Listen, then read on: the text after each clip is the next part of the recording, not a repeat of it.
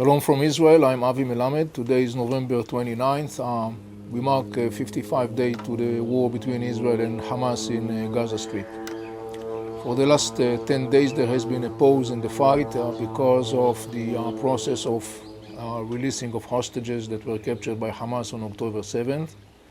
Up until today, 88 hostages were released, 66 are Israelis, women, kids, senior citizens, and 12 are foreigners that were also captured by Hamas during the October 7th attack. In return, Israel released more than 250 Palestinians detained in Israeli prisons, mostly female and teenagers that have been engaged and convicted in courts for being engaged in terror activities. They have been released in return for the hostages released so far. The process of releasing the hostages on both sides serves both sides in different ways. Let me start saying a few words about Hamas. One of the most immediate interests of Hamas is to stop the Israeli military campaign, and Hamas needs some time to regroup itself. So any kind of pause or delay or postponing of the Israeli military campaign serves Hamas.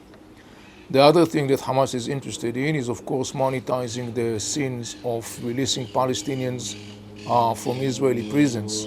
This is very significant for Hamas because one of the major political cards Hamas has been always using is the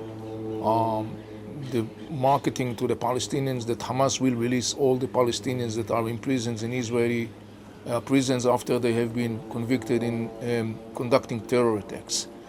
However, at this point, I must say up until now that from Hamas perspective, though on the one hand, those people were released, 250 people or more, it's still not the major victory, sort of speaking, triumph picture that Hamas is looking for. Hamas, in the end of the day, is trying to focus on thousands of Palestinians that are in prisons in Israel who were convicted for massive involvement in terror attacks, responsible for the killing of hundreds and hundreds of Israelis. For Hamas, releasing those Palestinians detained will be the triumph picture. So that's also something that Hamas is, of course, looking for. At this point, obviously, it's not on the table.